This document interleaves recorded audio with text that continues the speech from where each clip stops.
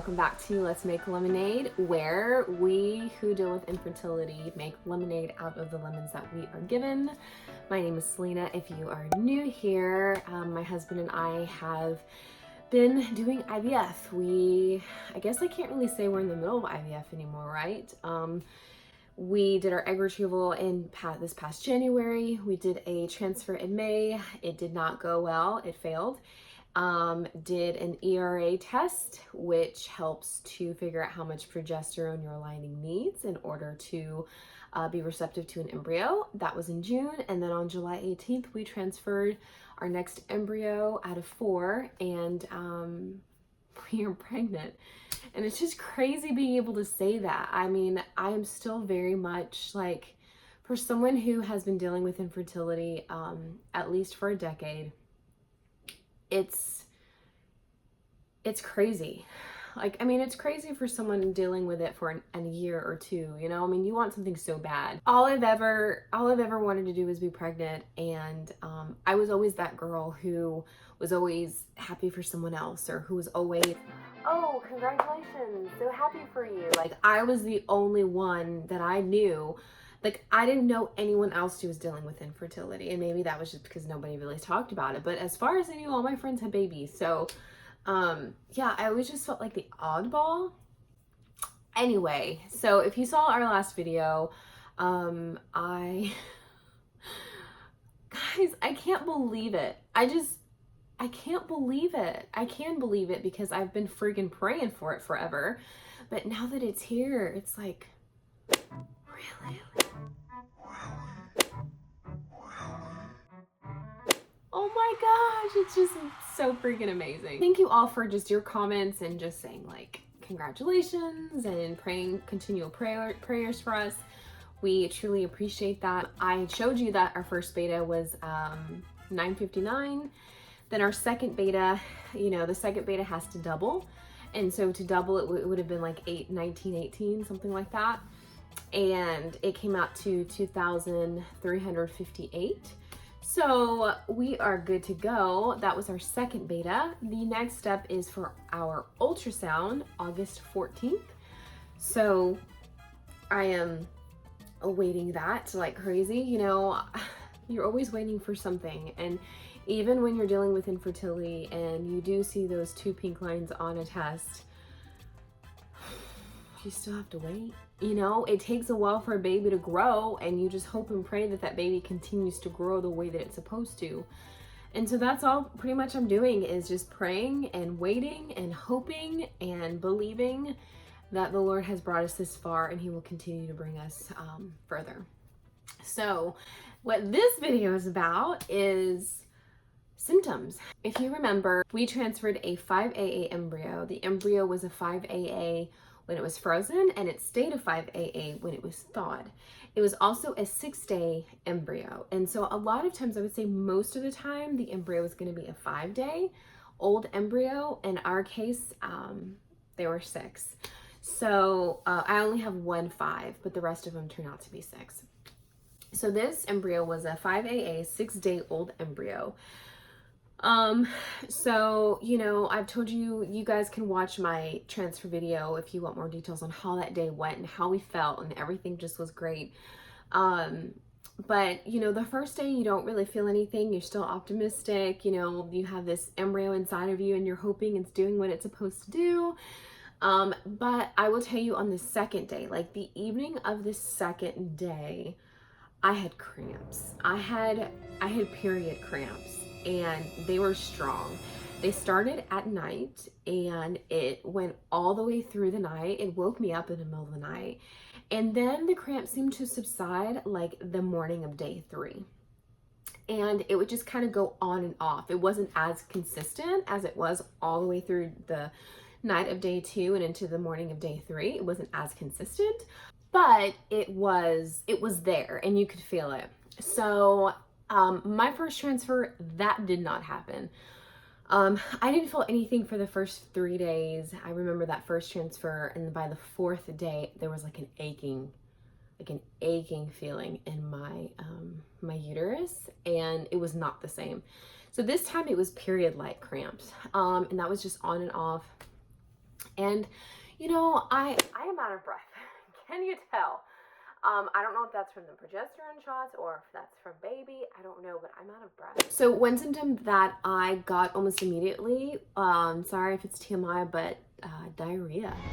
I got diarrhea, I would say the next day after we transferred the embryo, and I got it pretty much every day for the next, I don't know, maybe till day 4, maybe till day 5. I looked it up, of course, because I Googled, and someone said that diarrhea can sometimes be an alternate to like throwing up or to that nausea, to a result or a symptom or a side effect of the embryo implanting, but instead of getting nauseous like a lot of women do, some women get the diarrhea. And I thought, that's really interesting. And so I was like, well, I hope that's true for me. And I had it. So I have to assume that, because that was so out of character for me. And that happened obviously right after we transferred our embryo, and it continued to happen. So I think there was definitely something to that. It's hard to decipher between the symptoms between the progesterone. I take progesterone injections. Those are very strong, and it gives you a lot of pregnancy symptoms. I remember my first transfer, my whole back was like really tingly, and I just thought for sure I was pregnant. That didn't happen this time. You know, I had this constant peace that no matter what, I'm gonna be okay. But at the same time, I did have this feeling like, I think this is it. I think this is it.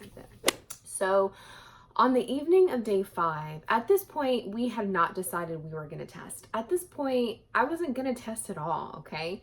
In my first transfer, I did not test. And I wasn't planning on testing. I was kind of more open to it this time, but I really wasn't planning on it.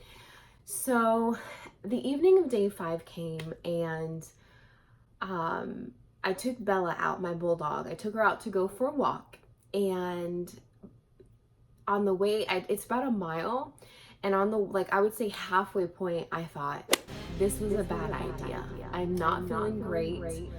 I'm not really sure why, but I'm feeling sick. Like my body feels achy, my muscles feel achy. I'm feeling weak all over. And I was just really like, I felt poorly.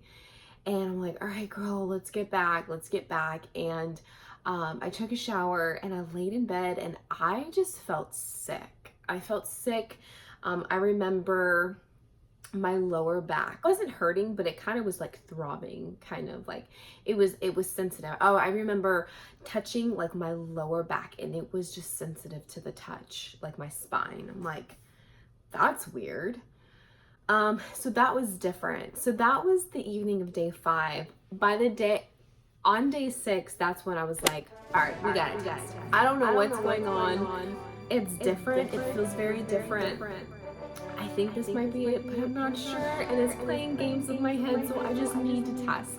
And so that's, you know, that was the video that you saw earlier, or that you saw before this one, and that's why I was like, just tell me, I just need to know. And you know, it was a really good line on day 6, and so that was pretty cool. My body felt weak. All I wanted to do was lay down and rest. I didn't really want to do anything. I felt out of breath, but again, that could be just the progesterone shots. My doctor said that I would have to do bed rest for the rest of the day of the transfer. But then the following day I could do regular activity, but I just really didn't feel like it. And so because I think this embryo was a day 6, I think that it just implanted very quickly. Because those cramps that I felt on day 2 were definitely it. And so there were a couple of other things, like I heard Chelsea, who is also a YouTuber here, that when they did her transfer, like she felt like her abs were real tight, like as if they were sore, as if she did a workout. And that didn't occur to me until it was just one day during my 2-week wait, and I took a deep breath in, and I felt my lower abs as if I did a workout, like a little workout, and it felt tight. And I was like, whoa. And then her words came back to me, and I'm like, I had not thought that before. And so that was something that I was hoping, of course, that was telling me that it worked. You know, it's so hard during the 2-week wait to not read into things. It's like you don't want to read into things, but you do read into it. It's freaking impossible not to. And they tell you not to Google. I tell you not to Google, but I was Googling. You know, I would say for the first part of it, I was really good at not doing it. And then the second part, I was like, I just kind of let it all go, and I started Googling, and so I was feeling different things, but you know, again, it was just so very hard to determine what it was from. But the cramping was definitely the biggest thing, and feeling really sick by the evening of day 5, that was the biggest thing. Some girls talk about nausea. I might have gotten just like a wave of it, a little tiny bit of it, but nothing crazy. I didn't really get sick or anything like that. Maybe a wave of a headache, but nothing crazy. Just all I wanted to do was lay on the couch. And honestly, that's still all I want to do. This has been such a special time.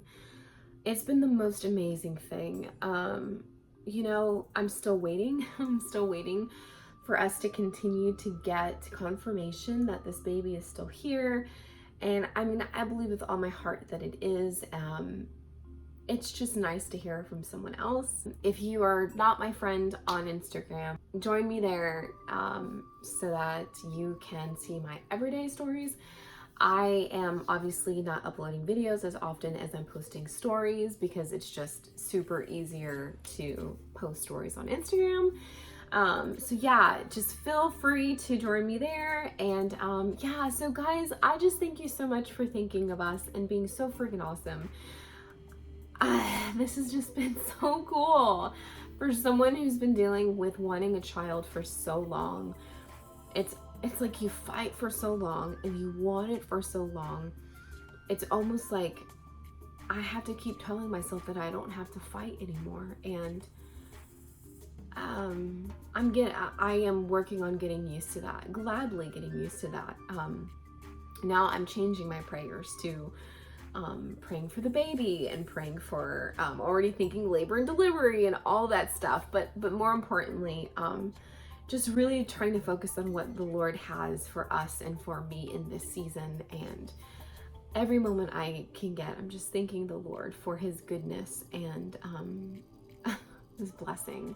It has been the most beautiful thing that I've ever experienced, and I just cannot wait to continue to experience it because I know it's going to be such joy and it's going to be the most beautiful thing ever. So anyway, let me go. I will go ahead and post another video. The next one will either be of our ultrasound or of just my symptoms. So guys, thank you so much for just walking along this journey with me. I try to do all this by myself when I first started dealing with infertility, and it's been so great to just be able to share and get it off my heart, and being able to share it with other women. It is just, there's nothing like it. So thank you. For you who are still in the wait, oh my gosh, keep fighting. Keep trusting that you're going to get to that place. Keep believing that your body is going to make a way, and that it's going to do what it needs to create that baby. And I pray for you. I pray for you guys all the time. And just know that that your time is coming, and just keep fighting because you'll get there. All right, guys. I will see you next time. Until next video. See you then.